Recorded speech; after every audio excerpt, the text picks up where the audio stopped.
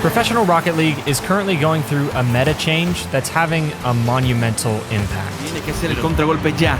Tiene que ser el contragolpe en este momento. Here in the quarterfinals of the recent South American Regional, Complexity is looking to close out the series in Game 6 and move on to the semis. Y otra vez le regalan la oportunidad. Complexity acaba de complicar las cosas. In these situations, a 2-goal difference with 13 seconds left, the game is realistically all but over. Especially in Pro Rocket League, 2-goal comebacks in this short of time simply do not happen. However, due to a new tactic that's been taking over the RLCS recently, after years of not being utilized, what actually happened in these 13 seconds was something truly unbelievable.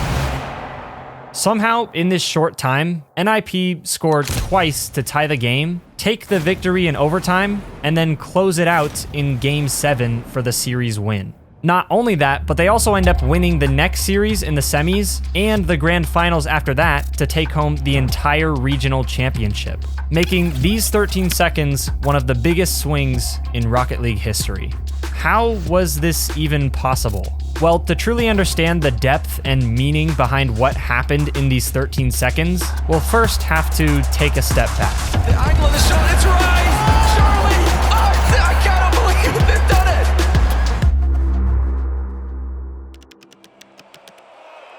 In the first season of RLCS, Professional Rocket League looked a lot different. The top teams were still defining the meta, and no one was really sure how it would all even out eventually. Gets it off the backboard. Here comes Mike to finish and tie the game. Each team had their own interpretation on the optimal way to play, and this was especially true when it came to kickoffs. Close to going into our first overtime of the series. 15 seconds.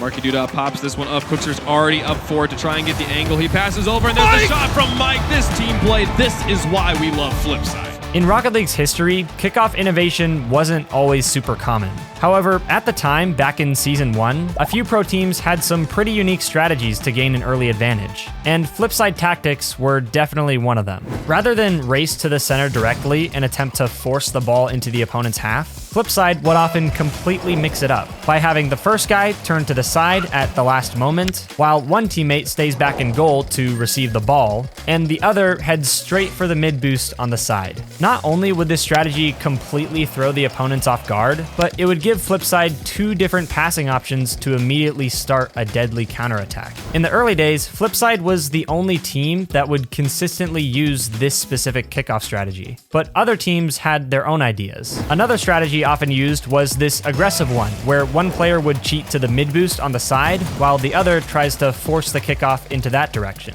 This one didn't connect often, but when it did, it was super deadly because it basically allowed for an instant shot on an open goal. Looking back at this era of the game, there were so many different techniques used. Many of them are totally silly, knowing what we know nowadays. Like seriously, these are the sort of strategies you'd see in gold and plat lobbies today, which is exactly why, over the years, as players got better, the tactics started to change.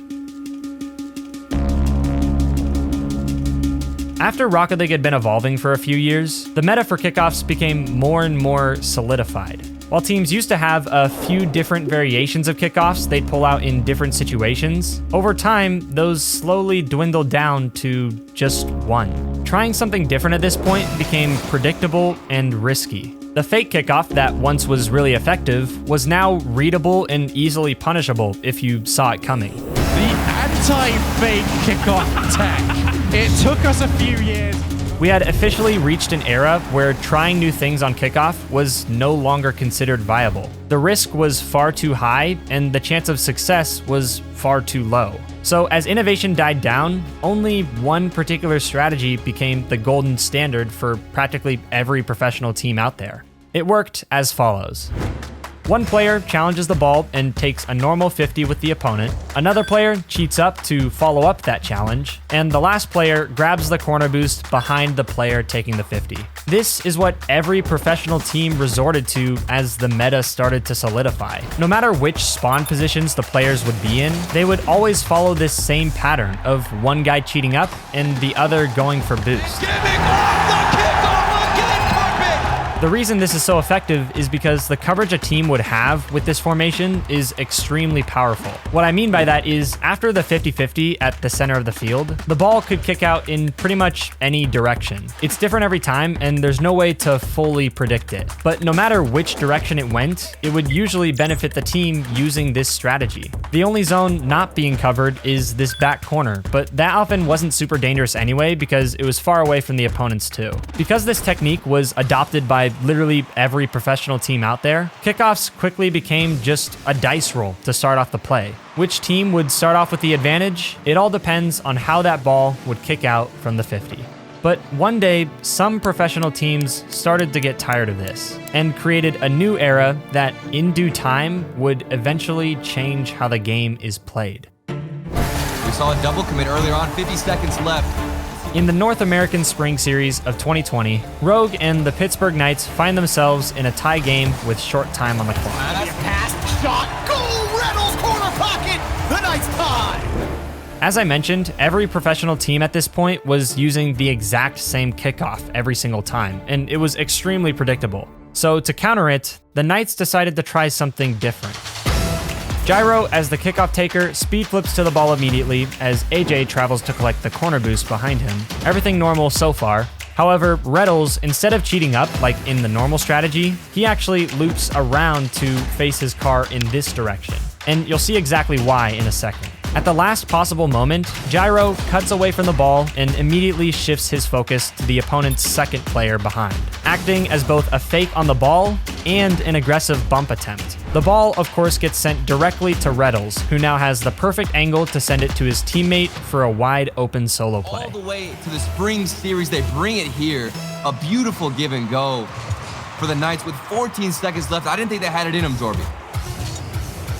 They do this time. AJ on the carry. He wants the AJ puts the team on his back. The Knights had just successfully scored using a completely unique kickoff strategy.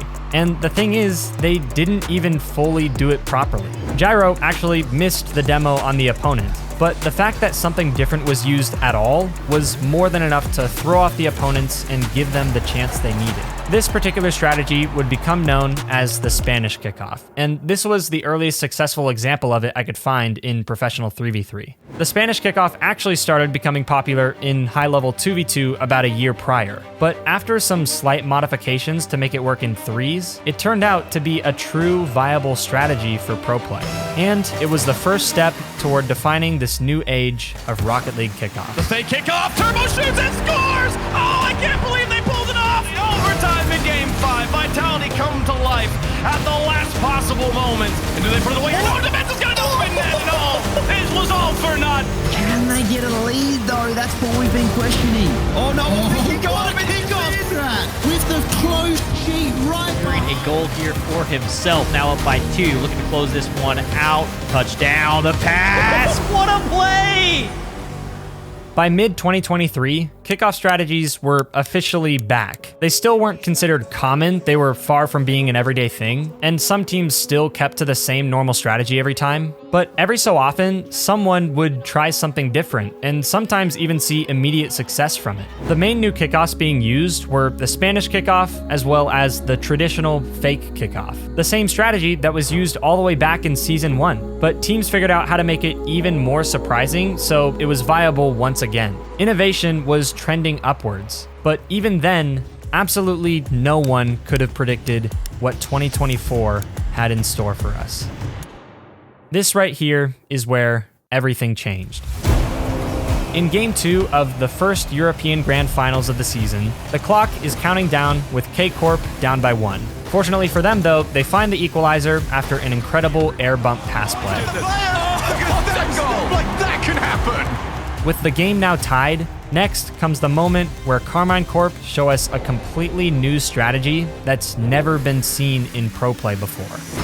As the timer says go, both Rise and Atto boost forward toward the ball for the challenge. At first, it seems like a simple communication mistake, but it's actually all according to plan. The two of them quickly determine that Juicy on Gentlemates is the player going for this kickoff on the other side, so they react and choose Rise to continue normally and have Atto position his car slightly off to the side of the 50. The 50 results in a predictable pinch that sends the ball directly toward Atto's nose, who immediately redirects it at a blisteringly fast speed to the Gentlemates backboard. Go double kickoff for KC.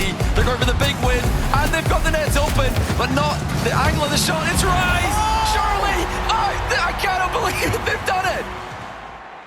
The news that KCorp had just pulled off a single play that changed up the meta was extremely exciting, and it inspired a ton of other professional teams to do the same. Suddenly, you'd see pros in all regions trying to replicate the same magic as Karmine Corp, especially when down by a goal or two in an effort to make a comeback. What's even crazier though is that this isn't even the only strategy to suddenly appear in the RLCS this year. If you remember that mid-boost side cheat from back in Season 1, that was now making a return 8 years later as well. Except this time, it's better than ever. Team Rock from the MENA region figured out a way to pull it off way more consistently. And to prove it, they used it successfully twice in a row, literally back-to-back kickoffs. Directly on target, 2-0 lead, and they're gonna run it again. Nush, and they just get another one! If it ain't broke, don't fix it.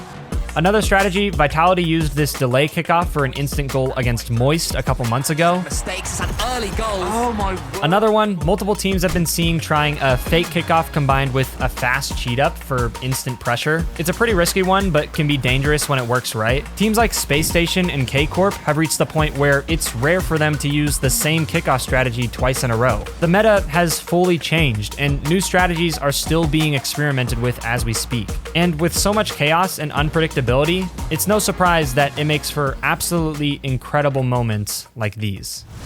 We're back to it. NIP down by 2 with 13 seconds left. With all this context now, it's no question they're about to try something on the kickoff. So what do they do? Well, of course, for the first one, it's none other than the blisteringly fast pinch kickoff, executed to perfection.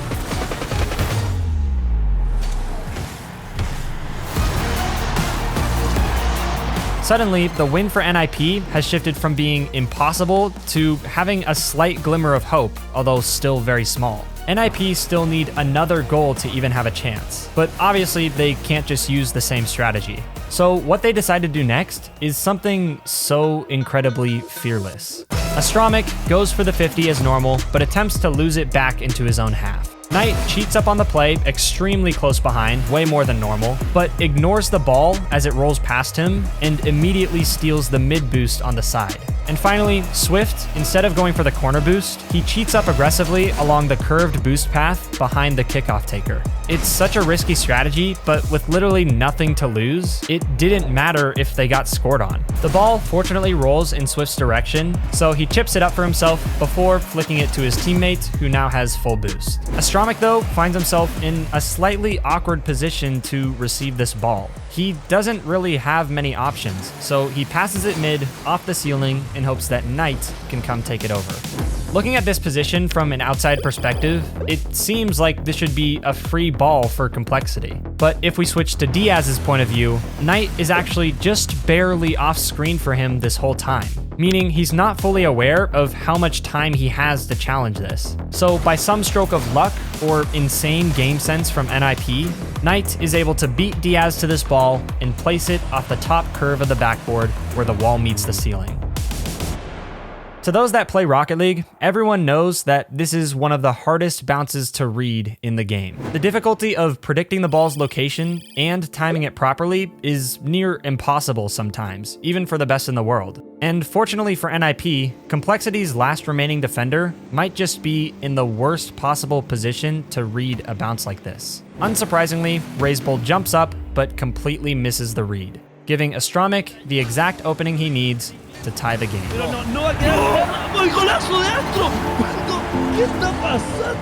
When I say NIP played perfect keep away, I truly mean it. Complexity didn't touch the ball a single time since the 50 on the kickoff. And as I mentioned before, this impossible 2-goal swing led to the series win for NIP and eventually their first championship title of the season. Speaking candidly, that Complexity series should have been closed out in 6. A comeback in this situation should have been impossible.